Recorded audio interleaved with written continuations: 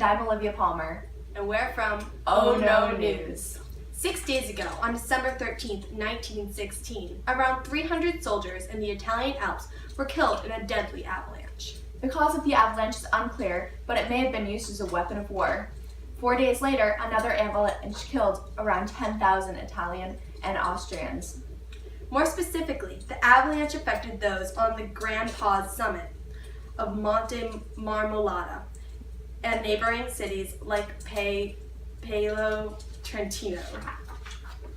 Heavy snow for the days leading up to this accident may have been the main warning, along with a smaller avalanche the day before, but due to the little communication, the soldiers were unfortunately not warned in time. The Austrian soldiers were stationed under rock cliffs to shield them from direct Italian fire, moving them out of the high-angle range.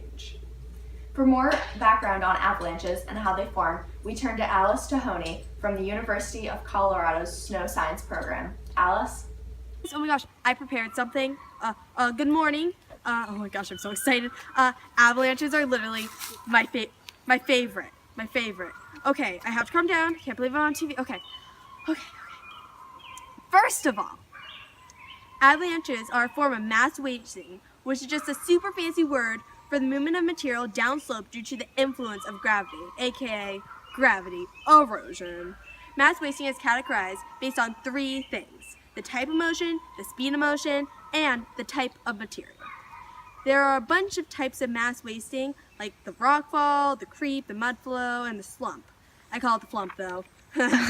They wanted you to talk about avalanches. I'm getting there. Sheesh. Why did I get stuck with the huffy camera woman?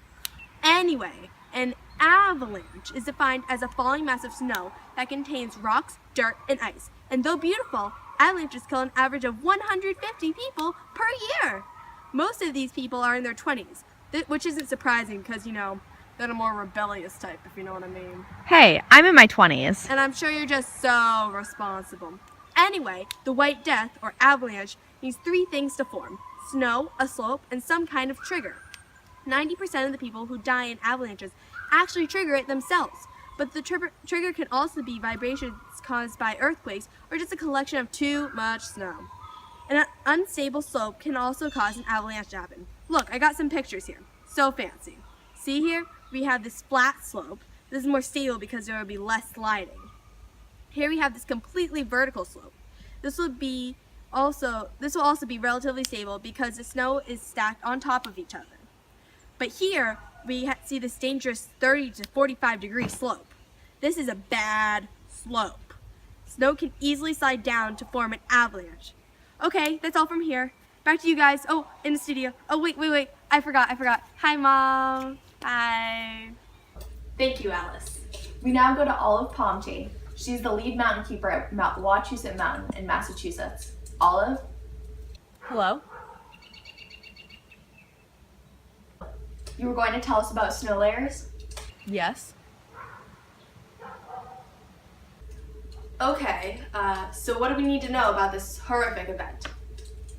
Okay, first you need to know the basics of snow science. Snow is made up of tiny crystals whose shape and size depend on temperature and humidity.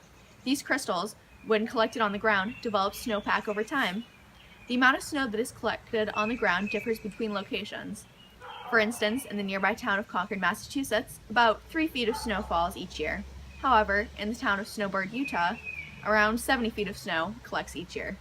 Yo, dude, that's crazy, man! Get back to work, Edie. 70 feet, that's dope!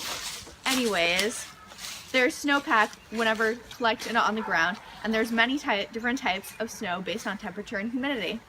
Okay, so that's all for your snow science lesson today. Bye! Actually, we have a little bit more time cut out for you. Can you continue?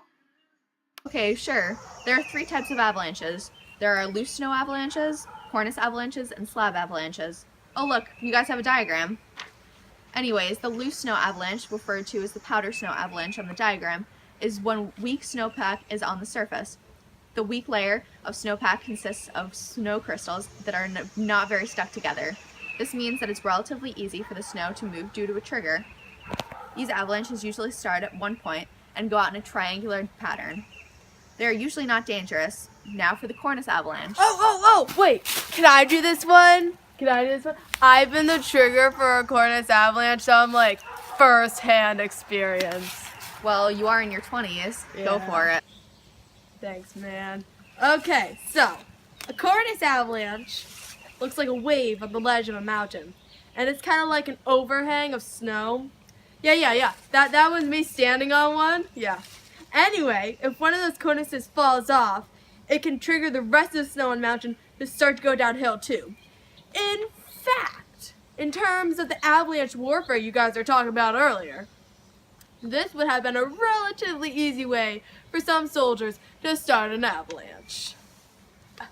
The last type of avalanche is the slab avalanche. This is when a weak layer of snow is under the stronger snow, so that the stronger snow can slide on top of the weaker snow. This is the most dangerous type of avalanche. Okay, back to you guys. Edie, where's my skis? Go to our correspondent, Jan Krogauer, who is actually in the Italian Alps.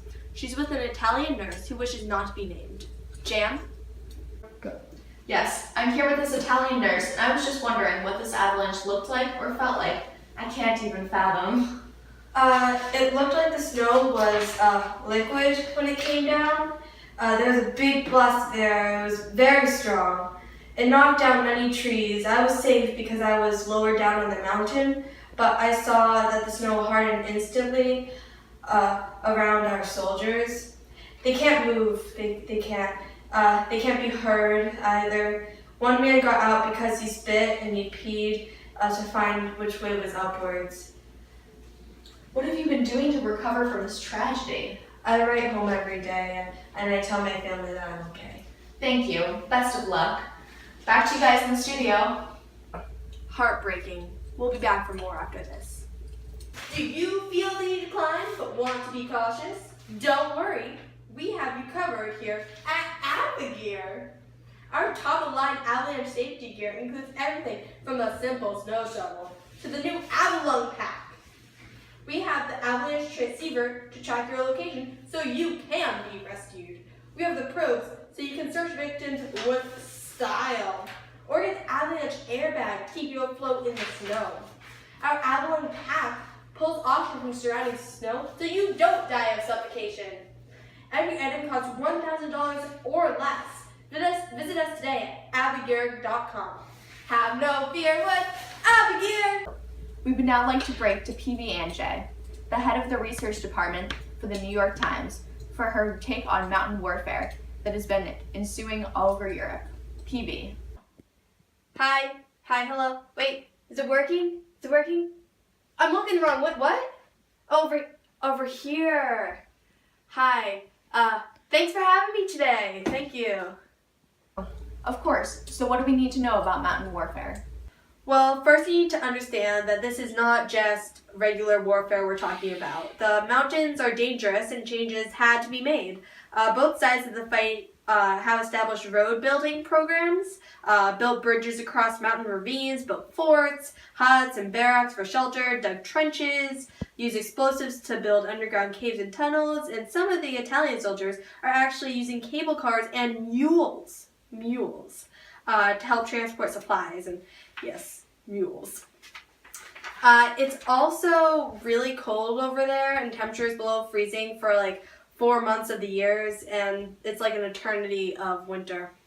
Soldiers have had to relearn their skills and have had to learn to use new equipment like ice picks, ropes, snowsuits, cold weather clothing, and goggles. Both sides have trained ski units. The Italian units are called the Alpini, and the Austro-Hungarian units are called the, I'm not good with my Austro-Hungarian, Geberstroop. Yes. We're not talking about the recreational skiing here, like what those 20-year-olds do at Wachusett. No, this is legit, okay? There's tons of problems. There's frostbite, the artillery can't identify targets through the terrain, infantrymen can't attack on steep slopes, and exploding shells on the mountain can trigger landslides of falling stones. Oh my goodness, I'm gonna cry again. I can't. It's just that bad. Oh my god. It's just so sad. Back to you guys.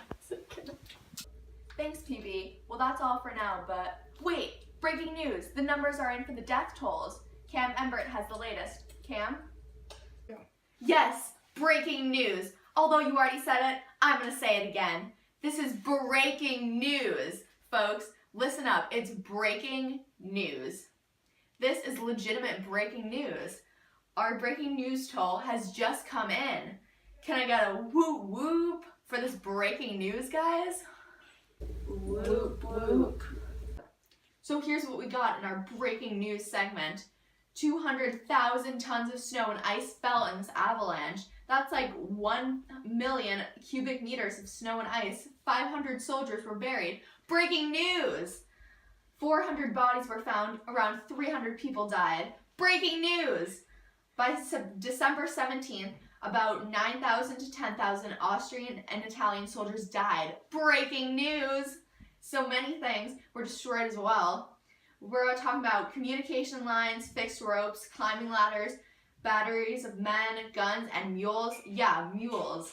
That's it for our breaking news. Back to you guys. Thanks, Cam. That's all for us today.